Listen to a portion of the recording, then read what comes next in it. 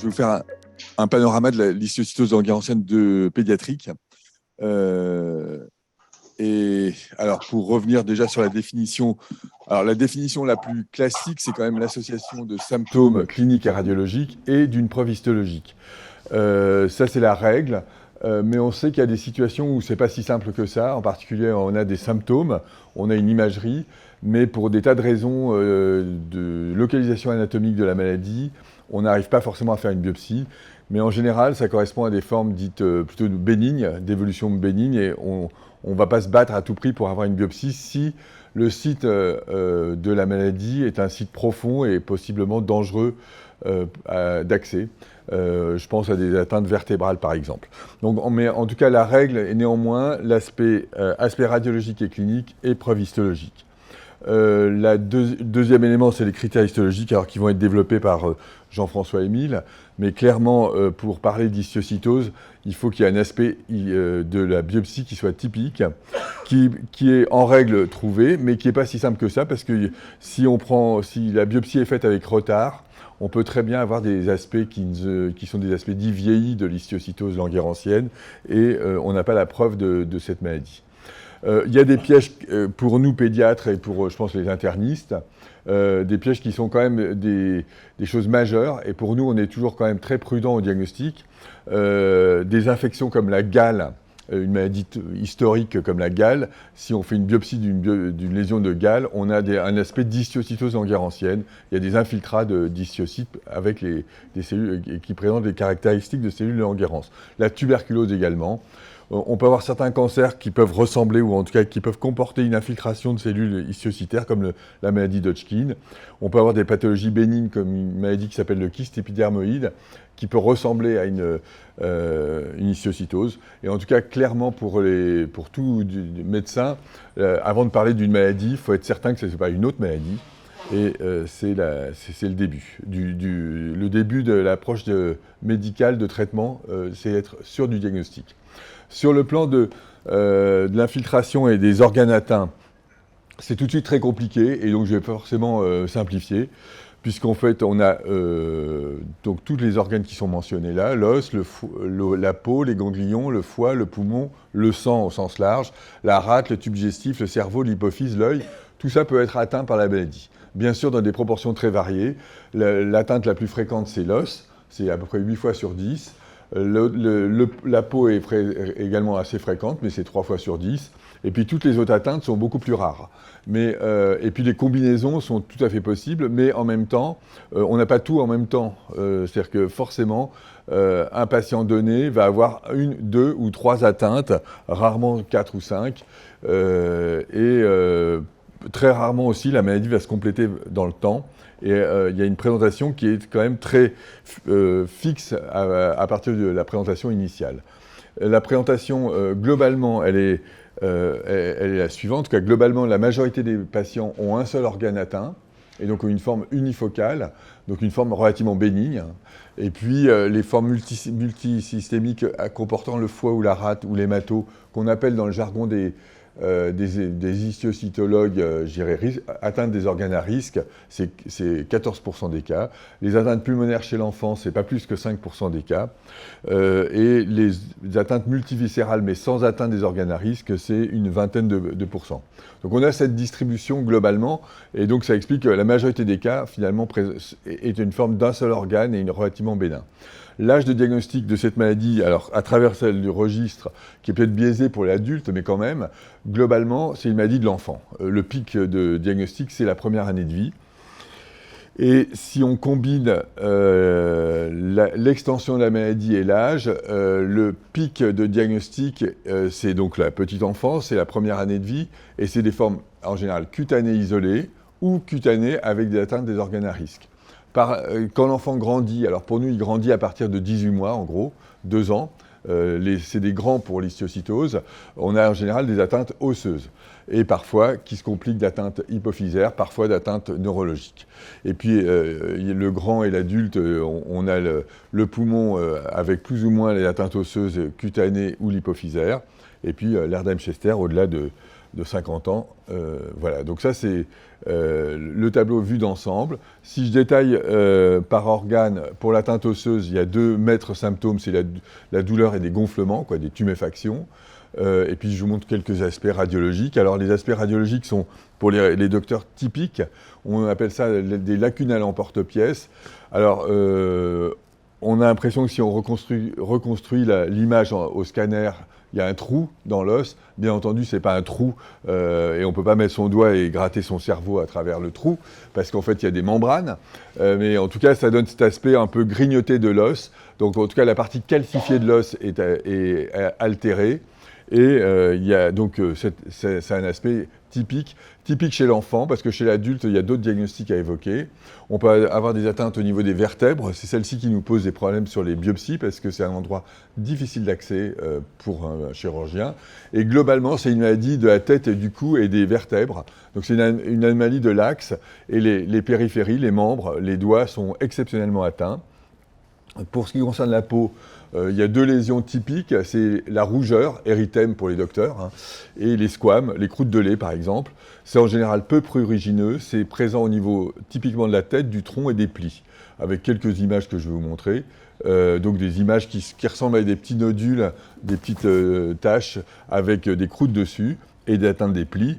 On en a des fois beaucoup sur le front. On a des aspects comme ça qui sont sur le front et qui peuvent ressembler à une varicelle. Pour ce qui concerne l'atteinte endocrinienne, le plus fréquent, c'est le diabète insipide. Et le maître symptôme, c'est boire beaucoup et faire beaucoup pipi. Et donc, je vois qu'une image à vous montrer, c'est le mannequin peace, qui est une image historique, qui correspond à une atteinte de l'hypophyse, qui peut être présent avec une anomalie IRM typique. Ensuite, l'atteinte neurologique, il y en a de 2 types schématiquement, mais là aussi ça va être développé par Dr Ibé. C'est atteinte tumorale, atteinte neurodégénérative. Atteinte tumorale, c'est-à-dire que ça ressemble à une boule dans le système nerveux central.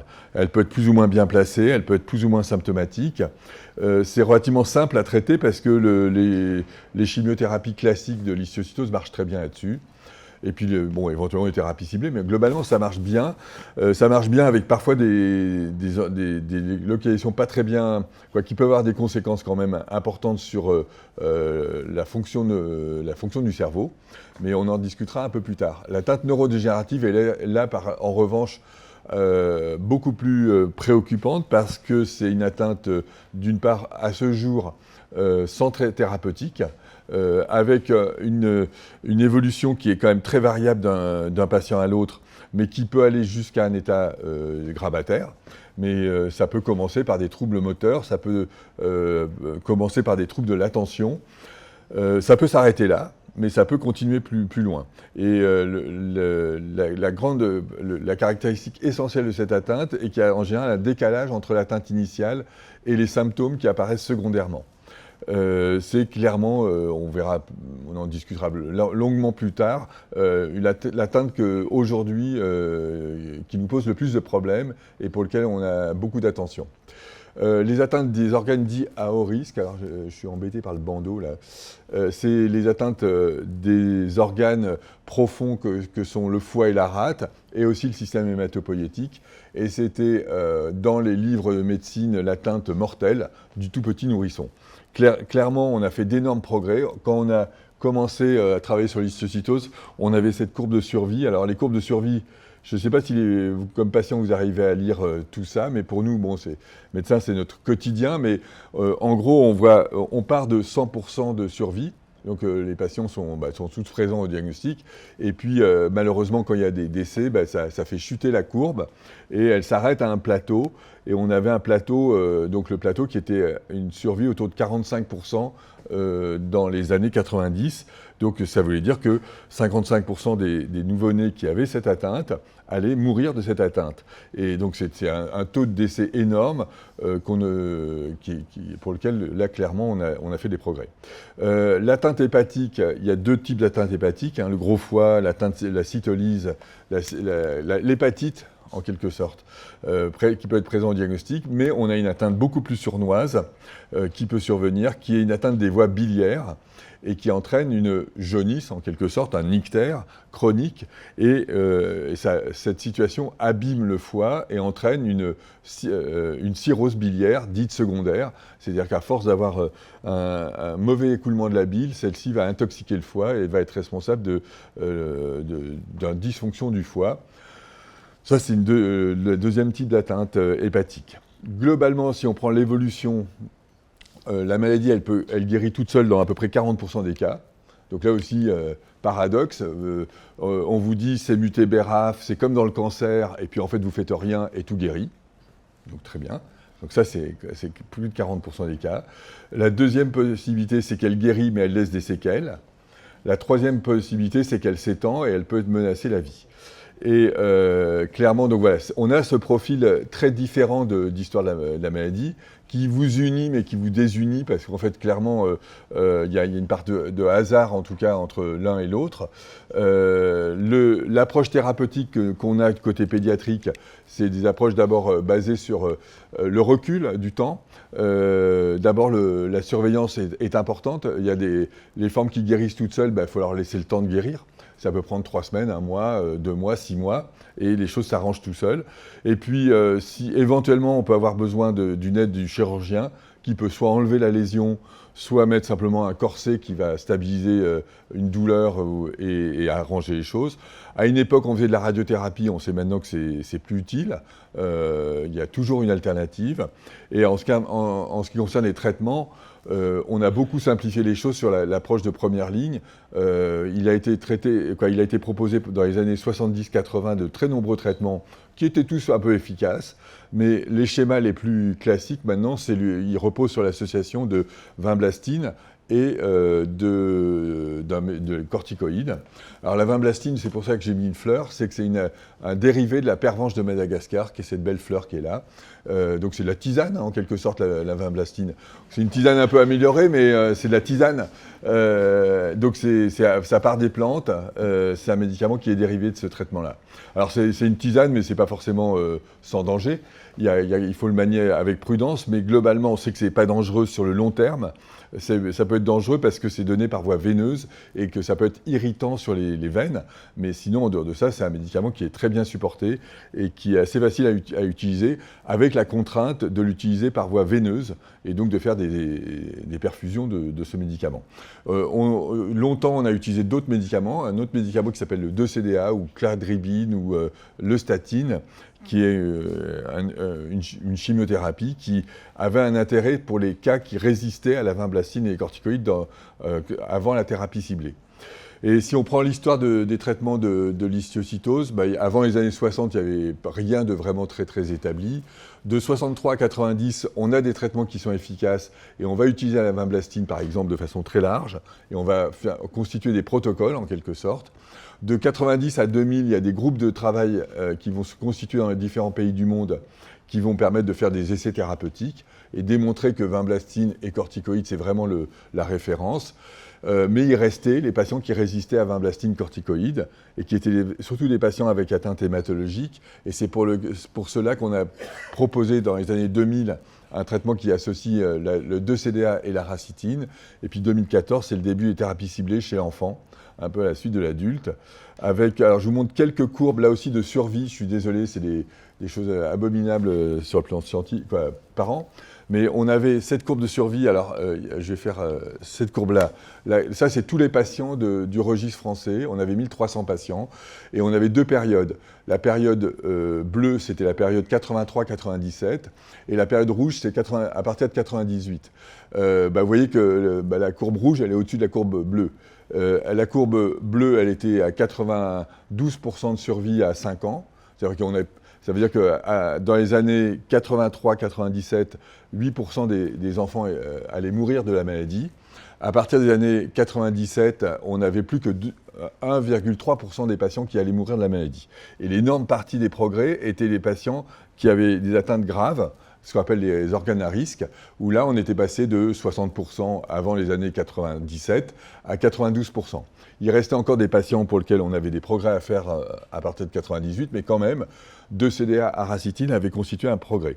Alors je pense qu'ici dans la salle, il n'y a personne qui a eu son enfant ou qui est passé par ce type de traitement, mais 2 CDA aracitine, c'est un traitement de cheval, on peut dire, dans le sens où c'est des cures de chimiothérapie très intensives qui obligeaient schématiquement les patients à rester à peu près 3-4 mois en hospitalisation, en soins hématologiques, avec à peu près une trentaine de transfusions, avec à peu près 40 jours de fièvre et des choses comme ça. C'était vraiment pas une partie de plaisir, mais on avait sauvé un certain nombre d'enfants avec ce traitement. Il restait des problèmes résiduels. Le problème résiduel qui était devant nous, c'était la toxicité de ce traitement, parce que c'était relativement infaisable en dehors d'unités très spécialisées. Et puis ce qui reste comme enjeu, et qui reste encore comme enjeu, c'est les séquelles à long terme.